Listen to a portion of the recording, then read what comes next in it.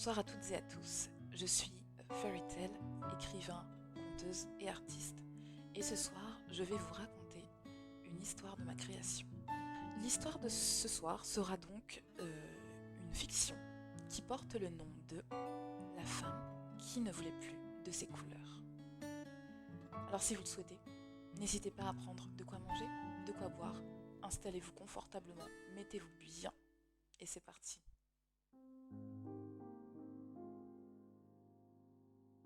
Un jour, une femme ayant la peau marron comme du chocolat se rendit chez un homme connu pour être versé dans les sciences de la magie.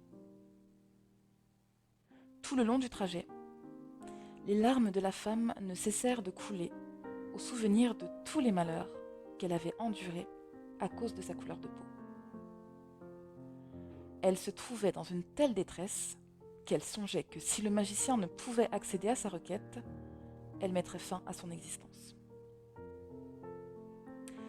Arrivée chez l'homme dont elle souhaitait l'intervention occulte, le visage de la femme ne voulant plus de ses couleurs était strié par les traces de ses larmes. Ces dernières avaient séché et formaient 2 traits blancs sur ses joues. La femme regarda l'homme mystique et lui dit d'une voix tremblante et saccadée par une émotion mal retenue.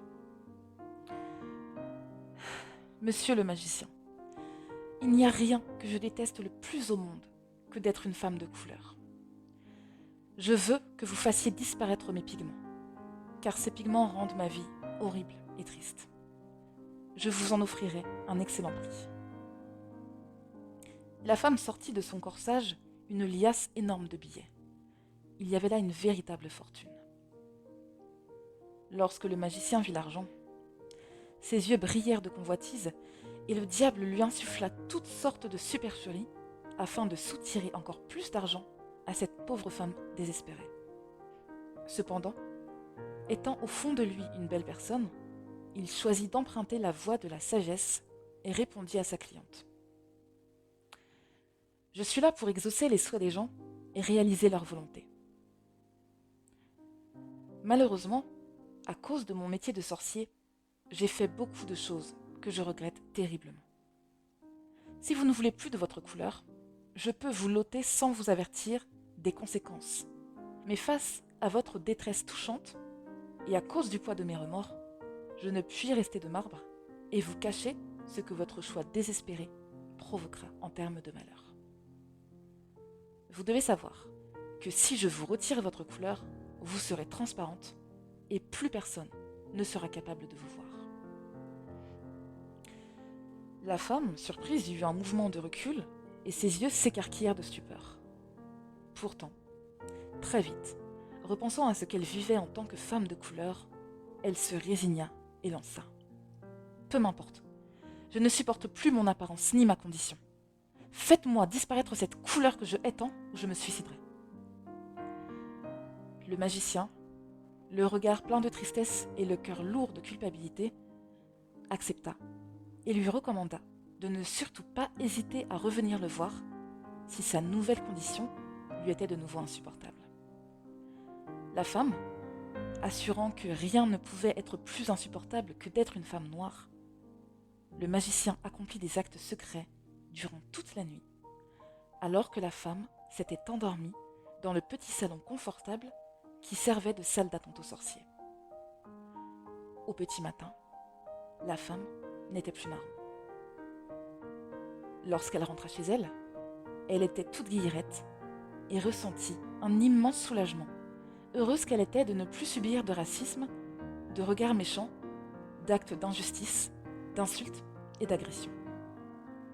Elle se sentait légère comme l'air et elle avait l'impression d'être la femme la plus heureuse de la terre. Malheureusement, immédiatement, d'autres problèmes bien plus graves encore survinrent. Partout où la femme se rendait, personne ne la voyait. Lorsqu'elle voulait s'adresser à quelqu'un, les gens partaient en courant, terrorisés et persuadés d'avoir affaire à un revenant ou à une entité démoniaque. Pire encore, son mari et ses enfants ne supportaient plus d'entendre sa voix. Croyant qu'elle était décédée, car elle avait disparu du jour au lendemain, Ils pensaient que la voix qu'ils entendaient venir d'elle était celle du fantôme de la pauvre femme. De ce fait, ils avaient fait garder leur maison par des prêtres exorcistes. Et à moins d'avoir été un véritable fantôme et d'être capable de passer au travers des murs, la pauvre femme ne pouvait plus entrer chez elle, car la porte d'entrée et les fenêtres étaient encadrées par des religieux qui prononçaient des formules étranges et qui n'auraient pas hésité à la frapper durement s'ils avaient senti qu'elle tentait d'abaisser la poignée de la porte de sa maison pour y pénétrer. La pauvresse sentit le poids des remords la dévorer. Elle ne savait où aller, étant contrainte de voler pour se nourrir et de passer ses journées seule dans le plus pesant des silences. Au bout de 3 jours, le désespoir avait totalement eu raison de la pauvre femme. Penaude et épuisée, elle se rendit à pied chez le magicien sorcier dans le but de lui demander de l'aide. Lorsqu'elle fut arrivée devant chez lui, exténuée de sa longue marche, elle n'osa pas frapper à la porte et se contenta d'attendre en silence, adossée contre la porte de la maison du mystique.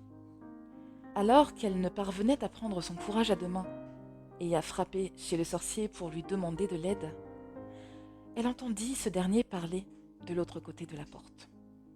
Presque malgré elle, la femme, ne voulant plus de ses couleurs, tendit l'oreille et n'entendant personne répondre au sorcier, en déduit qu'il parlait seul.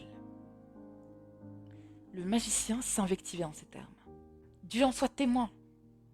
Tu savais que le fait d'exercer ce métier t'amènerait à faire du mal aux gens afin de gagner ta vie. Ne t'a-t-on jamais demandé un charme pour détourner l'épouse d'un homme et la séparer de ce dernier? Et qu'as-tu fait, quart de moitié d'un homme? Tu as fabriqué ce charme et tu l'as vendu à l'homme perfide qui te le demandait.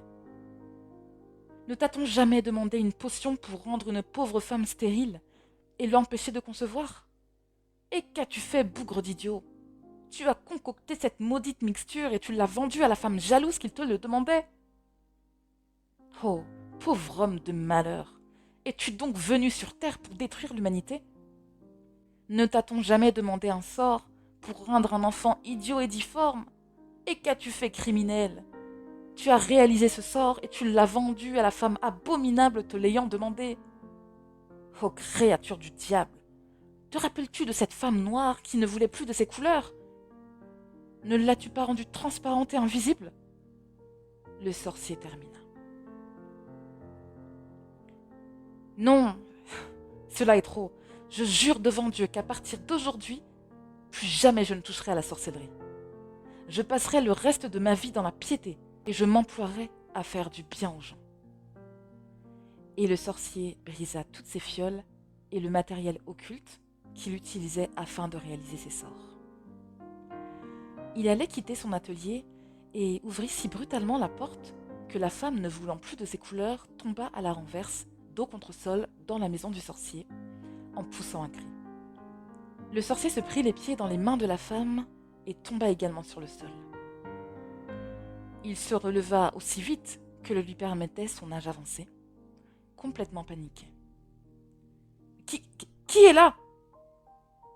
C'est moi, la femme ne voulant plus de ses couleurs, répliqua cette dernière. Et elle expliqua au sorcier ses mésaventures. Ce dernier, heureux du choix de la femme de retrouver ses couleurs, perdit instantanément son sourire lorsqu'il se rappela le vœu qu'il avait fait de ne plus jamais toucher à la sorcellerie. Il expliqua. « Ma très chère, j'ai juré devant Dieu que plus jamais, et sous aucun prétexte, je ne retomberai dans les sciences occultes. Malgré tout le respect et l'admiration que j'ai pour vous, je ne peux me défaire de ma promesse. » Il poursuivit avec toute la sincérité et la compassion qu'il possédait en son cœur. « Priez, priez, Dieu entend celles et ceux qui l'appellent. Priez, car Dieu vient au secours de ceux qui l'implorent. » La femme, qui au fond d'elle-même était croyante, reçut les paroles du sorcier en plein cœur et sentit au fond d'elle qu'il s'agissait de la seule voie pour retrouver son apparence. Le sorcier, qui avait hâte de racheter ses actes, lui permit de se restaurer chez lui et de se doucher.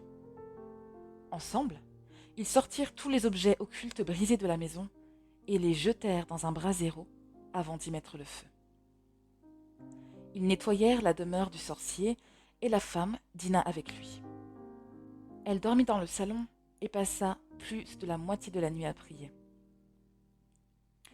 Le lendemain, alors qu'elle s'éveillait et que le soleil pénétrait dans la maison du sorcier, la femme s'étira et eut le bonheur d'apercevoir sa main couleur chocolat. La femme sauta sur ses pieds et courut dans la salle de bain afin d'observer son reflet dans un grand miroir. Elle poussa des exclamations de joie à la vue de sa magnifique peau couleur chocolat enfin retrouvée.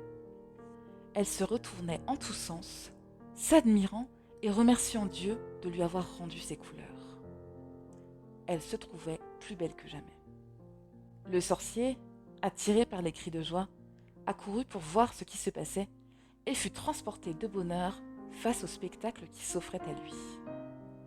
Il reconduisit la femme ayant retrouvé ses couleurs chez elle et entra dans sa maison avec elle afin de tout expliquer à sa famille. Les deux nouveaux amis furent accueillis par les cris de joie et de surprise du mari et des enfants de l'épouse et mère enfin retrouvés. Tous l'avaient crue morte, et leur bonheur fut tel qu'ils tombèrent au sol en la voyant, tant leur stupeur était grande. La femme et mère ayant retrouvé ses couleurs fut choyée et entourée d'amour et d'attention.